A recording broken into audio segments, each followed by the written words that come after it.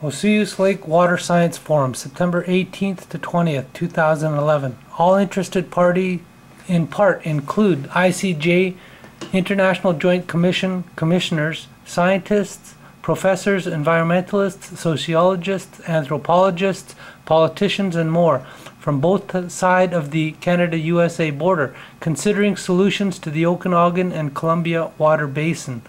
John Wagner, an environmental anthropologist, did talk on should the Okanagan be included in the new Columbia River Treaty?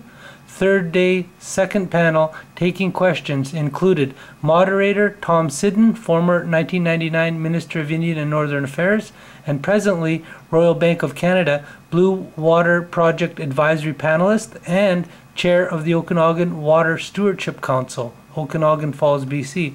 Panelists included from left to right, Chris Branch, Community Development Director, Orville, Washington; Craig Nelson, Okanagan Conservation District Manager, Okanagan, Washington; Brian Simons, Director of Regional Operations, Water Stewardship Division, Penticton, BC; Stu Wells, Host and Mayor of Osoyoos, BC, and Chair of the Okanagan Water Basin Board; Kim Hyatt, Scientist for Department of Fisheries and Oceans, Nanaimo, BC; and Warwick Sears, Executive Director, Okanagan Basin Water Board, Kelowna, BC; Richard Moy, IJC Commissioner, appointed by Barack Obama; appointed spokesman for the Kushkelok, Okanagan area, Skookaminich, also head for the Kruger family, Penticton, BC.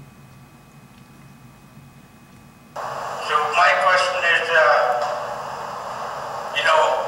how does NAFTA fit into the water division program, which you guys are talking about here today? Thank you. Thank you. What would happen if we, as a grassroots people, created an international park out of BC and state of Washington?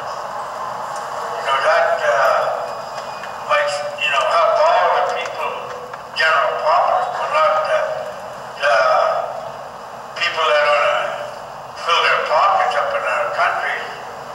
Because at the end of the day, who runs the towns and the cities and stuff? The developers and the corporations that have the money.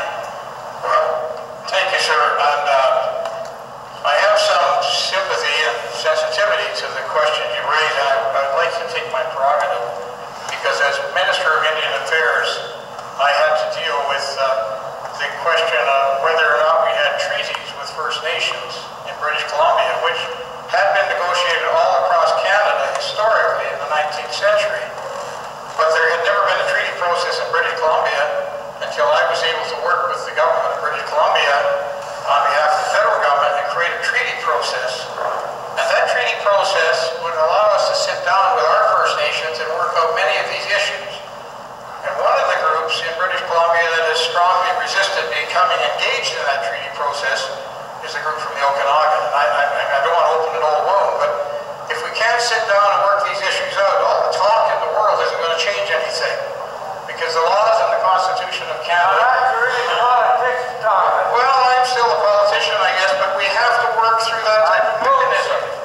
And I should say also, having been there when the Free Trade Agreement was negotiated, the Free Trade Agreement expressly ruled against any negotiations or any exchanges of water, interbasin transfers with the United States on an interbasin basis. It was clearly outlawed under the Free Trade Agreement. So those who've asked that question should read the treaty again.